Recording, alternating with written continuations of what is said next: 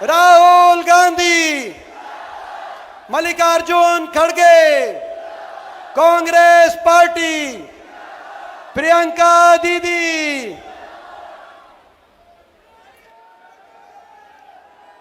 बहनों और भाइयों, सबसे पहले तो आपका इस सभा में बहुत बहुत स्वागत। आप काफ़ी समय से इंतज़ार कर रहे हैं। श्री दीपेंद्र हुड्डा जी, मेरी छोटी बहन विनेश, श्री सतपाल ब्रह्मचारी जी, श्रीमती कृष्णा पूनिया जी, श्री राजा ब्रार जी जो पंजाब से आए हैं, मंच पर आसीन सभी वरिष्ठ नेतागण, सभी पदाधिकारी। मैं जानती हूं कि इस सीट से कई उम्मीदवार भी थे कांग्रेस पार्टी के, उनको भी मैं आश्वासन देना चाहती हूं कि आपकी भी पहचान होगी, सरकार बनेगी तो आप मदद कर रहे हैं, इसमें बहुत खुशी है हमारी। सबका इस मंच पर बहुत बहुत स्वागत। ये आपका हरियाणा प्रदेश किसानों, जवानों, पहलवानों का प्रदेश है। यहाँ आकर बहुत खुशी होती है, बहुत गर्व महसूस होता है। दिल्ली तो पास में ही है, आना जाना काफ़ी हो जाता है। मेरे बच्चे गुड़गांव में पढ़े, मेरा अपना भी अनुभव है आपके प्रदेश का। मेरी बहनें बैठी हैं। कुछ सालों पहले, लगभग 8 साल पहले, मेरी बेटी शायद 15-16 साल की थी, तब वो हरियाणा प्रदेश के लिए बास्केटबॉल खेली। तो वो भी खेल कूद में तेज है। जब उसको यहाँ आना था एक कैंप के लिए, सर्दी का समय था, मैं भेजना चाह रही थी कि जाए, बाकी बच्चों के साथ अच्छी तरह से खेले, सीखे। तो मैंने कहा मैं छोड़ आती हूँ। मैं यहाँ आई, सोनेपत के पास एक जगह थी जहाँ पे स्कूल में एक कैंप था, कोचिंग का कैंप था। तो सुबह छोड़ना था और शाम को बेटी को घर ले जाना था। तो मैंने सोचा अगर मैं कैंप में जाऊंगी तो सबको पता चलेगा कि ये किसकी बेटी है। तो मैंने सोचा कि इससे अच्छा मैं थोड़ा दूर उसको छोड़ देती हूँ और वो चली जाएगी और शाम को मैं आके ले लूँगी, तो किसी को पता नहीं चलेगा कि मेरी बेटी है, सब की तरह समान तरह से उसके साथ व्यवहार होगा। तो मैंने बेटी को छोड़ दिया सुबह पाठशाला में। यहाँ सोनेपत के पास एक सरकारी पाठशाला थी शायद, और मैंने सुरक्षा कर्मियों को कहा कि अपनी गाड़ी हम किसी खेत के पास लगा देते हैं, गाड़ी में रुक जाएंगे पूरे दिन। तो बैठी थी मैं गाड़ी में, कुछ 1-2 किलोमीटर दूर था पाठशाला से, और मैंने खेतों में देखा कि एक दादाजी खेत में काम कर रहे हैं। तो मैंने सुरक्षा कर्मियों को कहा आप यहीं ठहरो, मैं जाके ज़रा बात करती हूँ। मैं चली गई खेत में उनसे बात करने के लिए।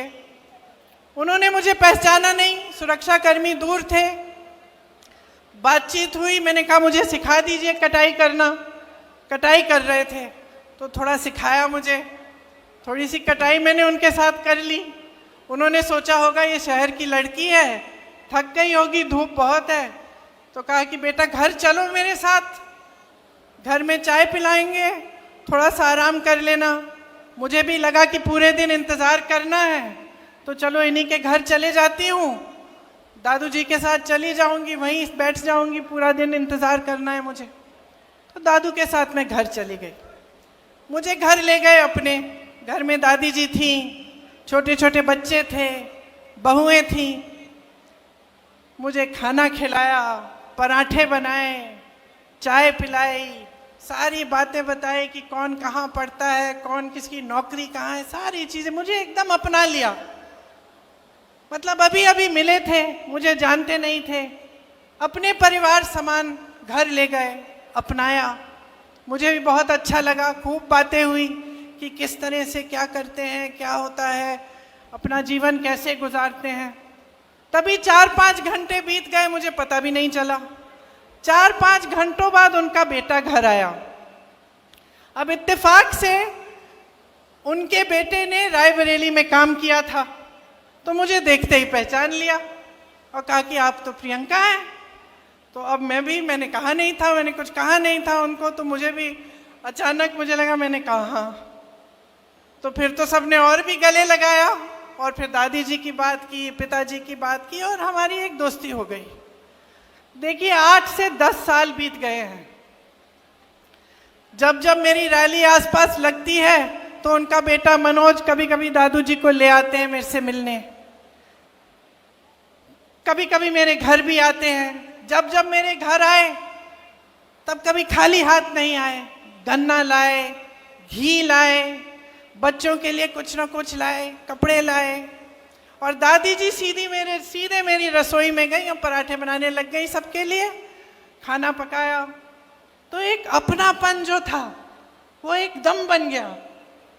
और मुझे अक्सर लगता है कि यही है हरियाणा, यही है हरियाणा की जनता, यही है आपकी संस्कृति, यही है आपके संस्कार। और एक और बात बता देती हूँ कि उन 8 सालों में मेरे से एक चीज़ नहीं मांगी। कुछ भी मांग सकते थे, जब हमारी सरकार थी केंद्र में तो ठीक है, लेकिन सरकार न होते हुए भी कुछ भी मांग सकते थे, ये नौकरी दिलवा दो, एक काम करा दो। कुछ नहीं मांगा आज तक मेरे से, सिर्फ मुझे प्रेम दिया है।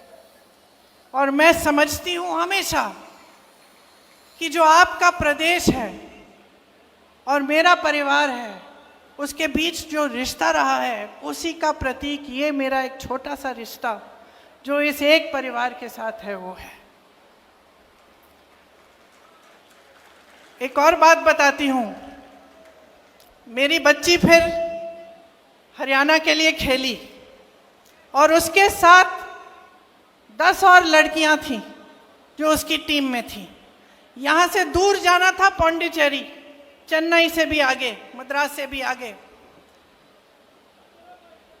वो लड़कियां गई, मैं भी साथ साथ चली गई। मैंने कहा मम्मी हूँ, जाना चाहिए। बाकी एक और लड़की थी जिसकी माताजी साथ में थी, बाकी सारी जो लड़कियां थी गांव की लड़कियां थी, खूब मेहनत करके आगे बढ़ी थी। उनके माता पिता नहीं आए उनके साथ। वो वहाँ पे 4-5 जो टूर्नामेंट थी उसके लिए उन्होंने संघर्ष किया। बहुत गर्मी थी उस समय, मेरे ख्याल से 44-45 डिग्री की गर्मी थी। और जो मेरी बेटी की टीम की कैप्टन थी उसका नाम रितिका था, छोटी सी लड़की थी, विनेश की तरह, तुम्हारी तरह छोटे बाल थे उसके। 102 बुखार था उस लड़की को, लेकिन वो खेलती रही, रुकी नहीं। डांट खाई उसने अपने कोच से। टीम को जिताने के लिए उसने इतना परिश्रम किया। मेरी बेटी घर आके मुझे कहती है, माँ 102 बुखार था उसको, अगर मुझे बुखार होता तो तुम घर ले आती, बोलती कि ले जाओ अभी नहीं खेलना है। वो अकेली थी, वो लड़ी, संघर्ष किया उसने। हमारी पूरी टीम उसके साथ खड़ी थी, लेकिन वो अकेली लड़की 102 बुखार लेकर वो खेलती रही, वो रुकी नहीं। तो मैं समझती हूं कि हर लड़की, हरियाणा की हर लड़की के दिल में ये आग है। हर बेटी ने संघर्ष किया है अपने अपने तरह से। आप सब बड़ा करते हो, पालते हो, पोसते हो, किसी कैंप में भेजते हो, स्पोर्ट्स के लिए भेजते हो, आगे बढ़ाने के लिए आप संघर्ष करते हो, भरोसे के साथ भेजते हो। मैंने भी जब जब अपने बच्चों को भेजा है, चाहे स्कूल में, पाठशाला में, कोचिंग कैंप में, तो कुछ भरोसा होता है अध्यापकों पे, कोच पे, आगे जो संस्था है उस पे भरोसा होता है कि चलो हम भेज रहे हैं अपने बच्चों को, आप कम से कम हमारे बच्चों की हिफाजत कर लोगे। बच्चा भी देश के लिए, प्रदेश के लिए लड़ रहा है, संघर्ष कर रहा है, खेल रहा है। पूरे देश को गर्व होगा अगर जीतेगा, तो उसकी हिफाजत करिए। यही उम्मीद रखते हैं माँ बाप, है ना। माताएं बैठी हैं बहुत, यही उम्मीद रखती हैं आप। विनेश के साथ भी ऐसा ही हुआ कि उसके माँ बाप ने भी पूरे भरोसे के साथ उसको भेजा, संघर्ष किया, लड़ी, ओलंपिक्स तक पहुंच गई। और उसका संघर्ष का फल भी उसे मिला, मेडल मिला। पूरे देश को गर्व महसूस हुआ, पूरा देश खुश हुआ, सबने कहा हमारी बेटी है। जीत के समय आई, प्रधानमंत्री जी ने घर बुलाया, चाय पिलाई, फोटो खिंचवाई। भाजपा के तमाम नेता, सारे जितने भी भाजपा के लोग थे, सबने कहा कि देखो मोदी जी हैं तभी मेडल जीत रहा है भारत। पूरी मीडिया ने भी कहा, सब खुश थे, सबको गर्व था। हम लोगों ने देखा नहीं, कुछ कोई फर्क नहीं पड़ता कौन सी पार्टी नहीं है, हमारे देश के लिए कोई मेडल लाया है। और इतना संघर्ष करके हमारी लड़कियां, हमारी बहनें गई हैं, हम सबको गर्व महसूस हुआ। लेकिन फिर क्या हुआ? वो भरोसा तोड़ा गया। वो भरोसा जिसके साथ विनेश के माँ बाप ने उसको भेजा होगा, वो भरोसा जो विनेश के दिल में था अपनी सरकार के प्रति, अपने ओलंपिक्स के एसोसिएशन के प्रति, जिसके साथ वो इतनी दूर किसी और देश में जा रही थी अकेले, वो भरोसा टूटा। और क्यों टूटा? क्योंकि विनेश और उसके साथियों के साथ अन्याय किया गया। और जब विनेश ने अन्याय देखा तो वो खड़ी हो गई। और ये भी हरियाणा का स्वभाव है, ये आपका स्वभाव है, ये आपकी संस्कृति है, ये आपकी परंपरा है। आपने अपने बच्चों को इसी परंपरा के तहत बड़ा किया है।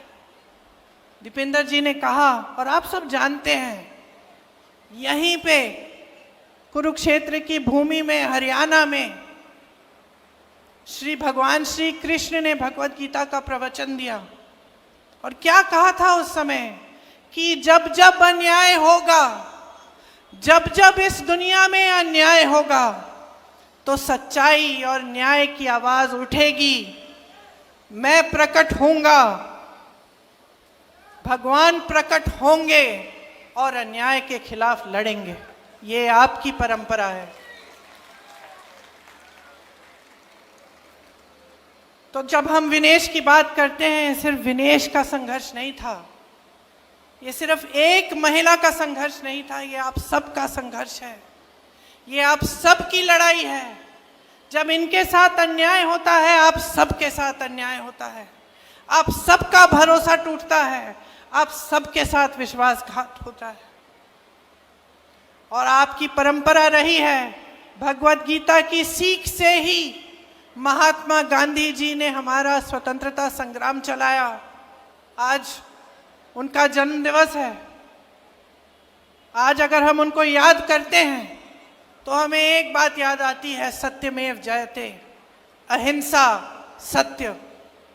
और कहाँ से मिली उनको ये बातें? भगवत गीता से मिली, भगवान श्री कृष्ण के प्रवचन से मिली, उनके संदेश से मिली। अभी नवरात्रि शुरू हो रहे हैं, दशहरे पे हम किस चीज की विजय मना रहे हैं? न्याय की विजय मनाने जाएंगे। अन्याय के खिलाफ न्याय की विजय, असत्य के खिलाफ सत्य की विजय मनाने जा रहे हैं। तो ये हमारी महान धार्मिक परंपरा है, और खास तौर से यहाँ आपकी धरती की। और आज आपके साथ हर स्तर पर विश्वासघात हो रहा है, हर स्तर पर अन्याय हो रहा है। मैंने कहा, किसानों की धरती है, जवानों की धरती है, पहलवानों की धरती है।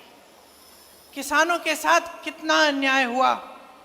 3 काले कानून लाने वाले मोदी जी अपने घर से तब 5 मिनट के लिए बाहर नहीं आ पाए, जब आप महीनों से उनके दरवाजे के पास कुछ ही किलोमीटर दूर दिल्ली के बॉर्डर पे खड़े हुए उनसे न्याय मांग रहे थे। वो ऐसे कानून बनाने जा रहे थे जिससे आपके पेटों पे लात पड़ती।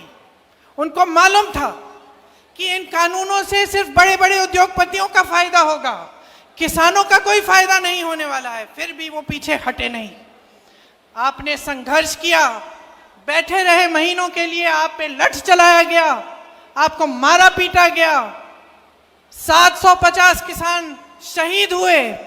ये हिले नहीं, हिले तब जब उत्तर प्रदेश का विधानसभा का चुनाव आया, जिसका जिक्र आपने किया दीपेंद्र जी, जब चुनाव आया तब हिले, तब इनको लगा कि अब चुनाव में मुश्किल हो जाएगी, ये 3 काले कानून हम वापस ले लेते हैं। तो किसानों के साथ इन्होंने सरासर अन्याय किया। एमएसपी की बात करते हैं और फिर उन उपजों पर एमएसपी देते हैं जो आप यहाँ पे उगाते ही नहीं हैं। कहते हैं हमने 24 ऐसी चीज़ें हैं जिन पे 24 फसल हैं जिन पे हमने एमएसपी दिया है, उसमें से 10 तो आप उगाते ही नहीं हैं यहाँ हरियाणा में। तो किसको बेवकूफ़ बना रहे हैं? पूरा देश देख रहा है, देश की जनता देख रही है। आपने कहा कि रोजगार के मामले में हरियाणा सबसे पीछे है। रोजगार बनाएंगे कहां जब इन्होंने सब अडानी और अंबानी को दे दिया है?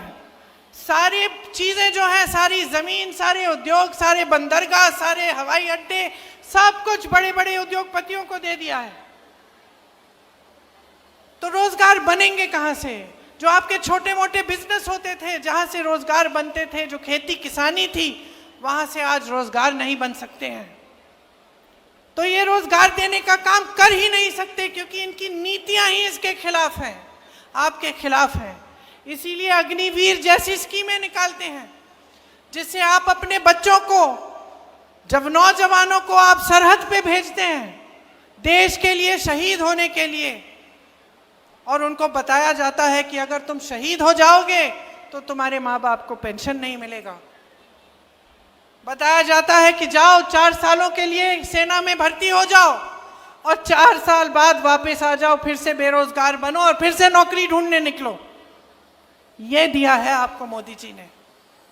आपको ये एक फैमिली आईडी दे दी, पहचान पत्र, जिसमें परिवार के हर सदस्य का नाम, हर सदस्य की आमदनी चाहिए इनको। मैं मिली थी कुछ लोगों से, भैया के साथ 2 दिन पहले। वो बता रहे थे कि जब से ये आईडी आया है तब से मुसीबत ही मुसीबत है। सबकी आमदनी जोड़ दी है और कईयों की आमदनी नहीं है, वो उसमें झूठी आमदनी डाल के जोड़ दी, और फिर कह दिया कि ना तुम्हारा बच्चा सरकारी स्कूल में पढ़ सकता है क्योंकि तुम्हारी तो आमदनी बहुत है, या कह दिया कि जो किसान को सुविधाएं मिलती हैं वो तुम्हें मिलेंगी नहीं क्योंकि तुम्हारी आमदनी बहुत है। तो इस तरह से आपको गुमराह करने का काम किया है। 10 साल हो गए, 10 सालों से सिर्फ और सिर्फ आप अन्याय देख रहे हो, नौजवानों के साथ, पहलवानों के साथ, किसानों के साथ, महिलाओं के साथ। तो बचता क्या है? भगवान ने कहा कि जब जब अन्याय होगा तो न्याय की लड़ाई लड़ने के लिए आपके बीच उतरेंगे। लेकिन ये भगवान तो आपके दिल में भी तो है, यही भगवान आपके दिल में है, तो कब खड़े होगे इस अन्याय के खिलाफ? विनेश खड़ी हुई, बड़े बड़े नेताओं ने इसका साथ छोड़ दिया, मोदी जी ने नहीं बुलाया चाय पे, आए भी नहीं इनसे मिलने के लिए, बात करने के लिए, लेकिन इस देश की जनता खड़ी हो गई विनेश के साथ।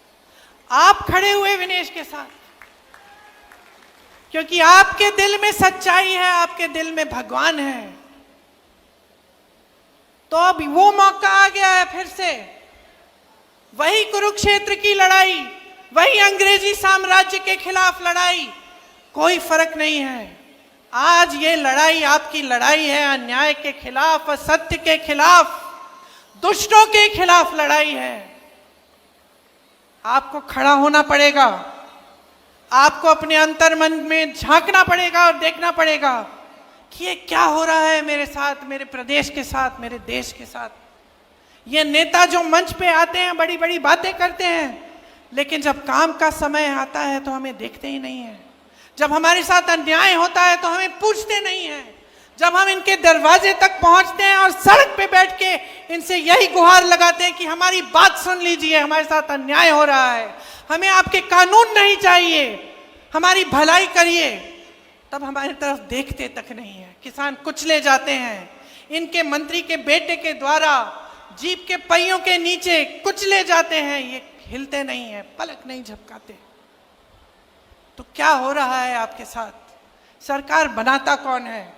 आप बनाते हैं। नेताओं को बनाता कौन है? आज चाहे दीपेंद्र जी हो, चाहे मैं हूं, चाहे विनेश जी हो, क्या आपके बिना हम इस मंच पे बैठ सकते हैं? क्या अगर आपने हमारा समर्थन नहीं किया होता, हमें आगे नहीं बढ़ाया होता, हमें ये अपना कीमती वोट नहीं दिया होता, तो क्या हम यहां आकर नेतागिरी कर सकते हैं? तो आपको समझना पड़ेगा कि शक्ति आपकी है बहनें, आपकी सबसे बड़ी शक्ति है। जिस तरह से बच्चों को बड़ा करते हो, पालते हो, पोसते हो, बच्चा गलत करता है उसको टोकते हो, बच्चा झूठ बोलेगा डांटोगी, बोलोगी कि क्या झूठ बोल रहे हो, थप्पड़ भी मार दोगी, कभी कभी टोकती हो। नेताओं को अब टोकने का समय आ गया है। ये भाजपा की पार्टी 10 सालों से यहां राज कर रही है, आपके लिए एक काम की चीज नहीं की है इन्होंने। जब जब आपको जरूरत पड़ी है पीछे हटे हैं। आपसे सिर्फ अपना स्वार्थ साधना है, खुद को आगे बढ़ाना है, यही इनको सूझता है। भ्रष्टाचार की बात करते हैं, मुझे हंसी आती है। मोदी जी कोई पुरानी चीजें 10 साल पुरानी पता नहीं क्या क्या बातें करते रहते हैं, हंसी आती है मुझे। अरे इससे बड़ा भ्रष्टाचार क्या है कि देश के सारे उद्योग आपने अपने 2 मित्रों को दे दिए? इससे बड़ा भ्रष्टाचार क्या हो सकता है कि आप ऐसे कानून लाने जा रहे थे जिससे इस देश का किसान पिस जाएगा, लेकिन आपके बड़े 2 बड़े उद्योगपति मित्रों को सब कुछ मिल जाएगा, उन कानूनों का फायदा मिल जाएगा। वो उद्योगपति किसी किसान की जमीन हड़पना चाहे, लेना चाहे, तो किसान उसके खिलाफ कचहरी में लड़ ही नहीं सकता, ऐसा कानून था वो। डीएम के पास जाओ और डीएम सुलझाएगा तुम्हारा मामला। अगर तुम्हारी जमीन ले ली किसी बड़े उद्योगपति ने, ये कानून लाने जा रहे थे, आप समझ गए, आपने पहचाना, और क्योंकि आपने पहचाना आपने संघर्ष किया। हमारे संविधान ने आपको सबसे बड़ी शक्ति दी है। सत्यमेव जयते कहने वाली बात नहीं थी, ये हमारे संविधान में गड़ी हुई है ये बात, समानता की बात, कि आप में, मेरी बहन जो यहाँ बैठी है, आप में वो खेती जिसने मुझे सिखाई दादू जी, आप में उतनी ही शक्ति है जितनी दीपेंद्र जी में है, जितनी मोदी जी में है, जितनी मेरे में है। ये संविधान ने शक्ति दी है आपको, ये वोट की शक्ति है, ये वो अधिकार है जिससे आप हम सबको बदल सकते हो, एक नया नेतृत्व ला सकते हो। आप चाहो तो अपने भविष्य को बदल सकते हो।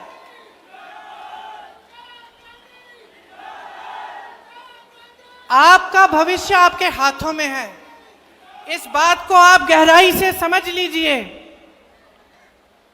अभी चुनाव हुआ था कुछ महीनों पहले, आपने देखा कि इन नतीजों में क्या हुआ। लोग समझने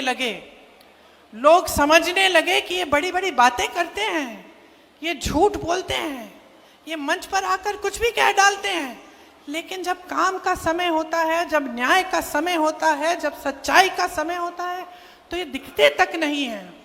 तो ये बात आप भी समझ लीजिए। देखिए, आप अपने बच्चों को बड़ा करते हैं ताकि उनका भविष्य बने। माँ बाप खुश कब होते हैं? बच्चा नौकरी कर रहा है, कमा रहा है, हमें भी लगता है, बहन आपको भी लगता होगा, बड़ा होगा, आपकी देखभाल करेगा, आपका पालन पोषण करेगा, मतलब पालन पोषण नहीं, आपकी देखभाल करेगा, आपने पालन पोषण किया है उसका। तो आपको लगता होगा कि मैं किस लिए कर रही हूं इतना संघर्ष, महंगाई इतनी है, कुछ खरीद नहीं पा रही हूं, त्योहार आ रहा है, घर की लिपाई पुताई करनी है, घर को सजाना है, मेहमान आएंगे, खाना बनाना है, त्योहार मनाना है। घबराहट क्यों हो रही है? घबराहट क्यों हो रही है? खुशी के साथ साथ घबराहट हो रही है, क्योंकि महंगाई इतनी है। तो महंगाई, बेरोजगारी, अन्याय, ऐसे ऐसे कानून जिससे किसान की कमाई नहीं हो पा रही है। तो आप बदलाव लाएंगे कि नहीं लाएंगे? यहां की बेरोजगारी हटानी है कि नहीं हटानी है? ये लोग भ्रष्टाचार की बात करते हैं, तमाम स्कैम तो इन्हीं के हैं। यहां पे एक पूरी लिस्ट बनी हुई है, देखिए, डाडम और यमुना खनन घोटाले, शराब घोटाला, मेट्रो रूट घोटाला, अमृत योजना, सफाई घोटाला, रजिस्ट्री घोटाला, धान खरीद घोटाला, रोडवेज स्कीम का घोटाला, HSSC घोटाला, 30 पेपर लीक। बच्चे बड़े होते हैं, पढ़ाई करते हैं, आप मेहनत करते हो पढ़ाने के लिए, बेचारा भर्ती का पेपर देने के लिए ट्यूशन करता है, ट्यूशन के लिए आप कर्ज लेते हो, ट्यूशन करता है, पेपर देता है, पेपर लीक हो जाता है, भविष्य खत्म। अब इंतजार करो, भर्ती नहीं निकलती। अब उसको लगता है कि भाई भर्ती निकल जाएगी, आज नहीं तो कल, 1 महीने में, 2 महीने में, 6 महीने में, करते करते इंतजार करता है, भर्ती नहीं निकलती, बेरोजगार रहता है, कहीं और एप्लीकेशन नहीं देता, ये सोच के कि चलो मैंने पेपर कर लिया, कभी ना कभी तो निकलेगी। तो एकदम पूरी तरह से आपके भविष्य को बर्बाद करने का काम किया है, हर तरह से आपको पीस रखा है, आपको घेरा हुआ है। तो समय आ गया है, चुनाव है, चुनाव की गंभीरता को आप समझिए। कांग्रेस पार्टी इस चुनाव में आपको कह रही है, और आपको देखना चाहिए कि हमारे जहां जिन प्रदेशों में हमारी सरकार है उनमें हम क्या क्या कर रहे हैं। बुजुर्गों को, दिव्यांगों को विधवा पेंशन 6,000 रुपये महीना हम दे रहे हैं। ये आपको हम कह रहे हैं कि हम हरियाणा में देने जा रहे हैं। मेरी बहनों को हर महीने 2,000 रुपये मिलेंगे सरकार से, क्योंकि बहनें, आपकी मेहनत को कोई पहचान नहीं रहा है, आपकी मेहनत को कोई पहचान नहीं रहा है। आप खेती में भी मेहनत करेंगी, जॉब भी करेंगी, ऑफिस में काम भी करेंगी, तब भी आप घर पे आकर मेहनत करती हैं, तब भी घर पे खाना आप पकाएंगी, बच्चों का देखभाल आप करेंगी, परिवार के सब सदस्यों का देखभाल करेंगी। जब तक सब सोएंगे नहीं तब तक आप नहीं सोगी, है कि नहीं? कोई पहचानता है इस मेहनत को? हम कह रहे हैं, हम पहचानते हैं। आपको हर महीने 2,000 रुपये दिए जाएंगे इस मेहनत के लिए, ताकि आप कम से कम अपने पैरों पे आप थोड़ा सा अपना पैसा रख सकते हैं, अपने पैरों पे अपनी तरह से खड़े हो सकते हैं। आज गैस का सिलेंडर इतना महंगा है, आप खरीद नहीं पाते। कांग्रेस पार्टी कह रही है गैस के सिलेंडर को 500 रुपये में आपको दिया जाएगा, मतलब आप 500 रुपये में उसको खरीद पाएंगे। जो 2 लाख पद खाली हैं, 10 सालों से भाजपा की सरकार ने खाली रखे हैं, उनको भरने का काम कांग्रेस पार्टी करेगी। भैया के साथ 2 दिन पहले मैं हरियाणा में ही कुछ लोगों से मिली, ट्रक चलाते हैं वो। मैंने उनसे पूछा कि अगर आपको एक स्कीम आपके लिए निकालनी होती जिससे आपका फायदा होता, वो कैसी स्कीम होती, कौन सी स्कीम होती? उन्होंने कहा कि स्वास्थ्य बीमा की स्कीम होनी चाहिए। एक ने कहा मैं राजस्थानी हूँ, जब अशोक जी और कांग्रेस की सरकार थी राजस्थान में, तो मैंने अपनी माताजी का इलाज, 80,000 रुपये का इलाज, किडनी का की समस्या थी, मैंने उनका इलाज मुफ्त में कराया। ऐसी स्कीम यहाँ हरियाणा में भी लाओ। तो आज मैं आपको कहना चाहती हूँ कि 25 लाख रुपए तक मुफ्त इलाज सरकार आपका कराएगी, चाहे कुछ भी आपकी बीमारी हो। राजस्थान में कैंसर के पेशेंट, हार्ट के पेशेंटों का इलाज हुआ, मैं मिली उनसे, इतने खुश थे, और हम भी खुश थे कि भाई हमने भी अपनी जिम्मेदारी निभाई। ये जो सारा पैसा आपसे लूटा जाता है दिन रात, जो भाजपा की सरकार, मोदी जी की सरकार, अडानी अंबानी जी की सरकार जो आपसे रोज लूट रही है, ये पैसा वापस आपकी जेब में आना चाहिए, वापस आपको मिलना चाहिए। कैसे? इन्हीं स्कीमों के द्वारा। ये 25 लाख का मुफ्त इलाज, ये बीमा, ये जो 2-2 हज़ार रुपये महिलाओं को मिलेंगे, जो बुजुर्गों और दिव्यांगों को और विधवाओं को 6,000 रुपये का पेंशन मिलेगा, जो शिक्षा और स्वास्थ्य की सुविधाएं मुफ्त में मिलेंगी हरियाणा में अगर कांग्रेस पार्टी आएगी, 300 यूनिट बिजली मुफ्त में मिलेगी,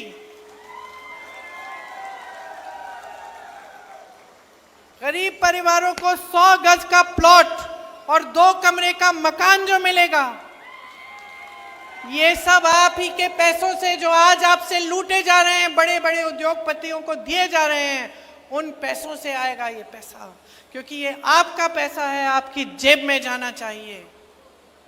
मैंने एमएसपी की बात की, इसकी गारंटी दे रहे हैं हम, गारंटी दे रहे हैं कि आपको मिलेगी।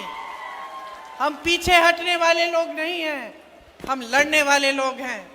हम आपके लिए सड़कों पे उतरे हैं, हमने संघर्ष किया है, चाहे दीपिंदर जी हो, चाहे विनेश जी हो, हम सब ने आपके लिए संघर्ष किया है और करते रहेंगे। हम सब आपके लिए दिन रात समर्पित रहेंगे। आप याद रखिए कि कौन आपके लिए खड़ा रहता है और कौन आपके लिए सच्चाई से काम करना चाहता है। मैं दावे के साथ ये कह सकती हूँ कि विनेश उनमें से है, क्योंकि जब हमने राजनीति में आने की बात की तो इन्होंने मुझसे ये नहीं कहा कि मुझे शान चाहिए, शोहरत चाहिए, मुझे सत्ता चाहिए, ये नहीं कहा।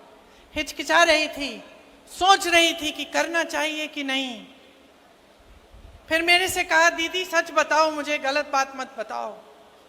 राजनीति में आने से क्या जो ये मेरी न्याय की लड़ाई है हरियाणा की लड़कियों के लिए, हरियाणा की मेरी बहनों के लिए, इसको मजबूती मिलेगी कि नहीं? अगर मजबूती मिलेगी तभी मैं राजनीति में आऊंगी, ये बोला है।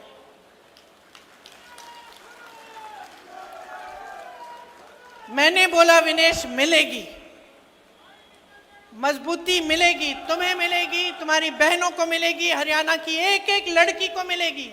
और मैं अपनी बहनों से कहना चाहती हूँ, माताओं से कहना चाहती हूँ, हरियाणा की एक एक नौजवान लड़की से कहना चाहती हूँ, खड़े हो जाओ विनेश के साथ,